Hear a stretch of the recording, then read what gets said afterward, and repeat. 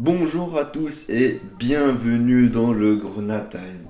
Un Grenat Time, on va prendre notre temps, où on va décortiquer, on va surtout mettre en lumière un joueur dont on normalise les performances qui sont incroyables et qui sont caractéristiques du poste ingrat qui est latéral gauche. On va parler de notre capitaine, Mathieu Hudol.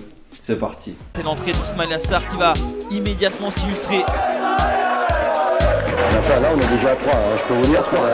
Et ça m'énerve. Ça m'énerve. Le titre de champion est fêté dignement à Saint-Symphorien. Mathieu Hudol, c'est déjà notre capitaine. On parle beaucoup de Captain Mbappé et de son importance en équipe de France, mais Mathieu Hudol, c'est aussi un capitaine solide. Je sais que le raccourci est un peu vite fait, mais tout ça pour dire que le rôle de capitaine n'est pas à prendre à la légère et que c'est un métier, entre guillemets, une responsabilité qui s'apprend et qui n'est pas donné à tout le monde et surtout que tout le monde ne peut pas assumer. Et Mathieu Hudol l'assume très bien. Il communique sur le terrain, il anime ses joueurs et surtout il donne l'exemple dans les efforts à faire puisqu'il est partout.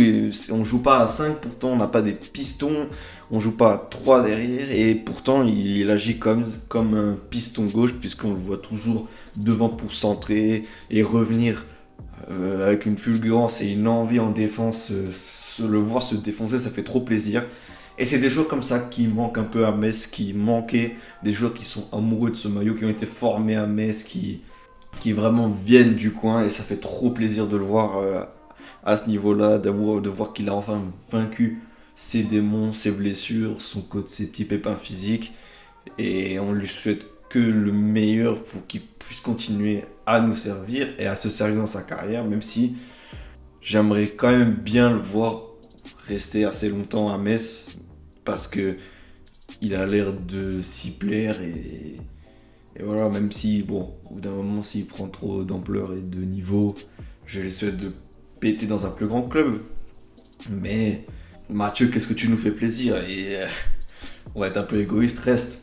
Mais bon, après toutes ces louanges-là, on va quand même rappeler que Mathieu Hudol, pour vous donner des petits chiffres et pour appuyer ce que je dis, c'est le plus gros temps de jeu en Ligue 2 cette année. Avec 2509 minutes disputées depuis le début de la saison sur 2520 possibles. Rendez-vous compte, il n'a que loupé 11 minutes et je me souviens de ce match, il est juste sorti 11 minutes de la fin.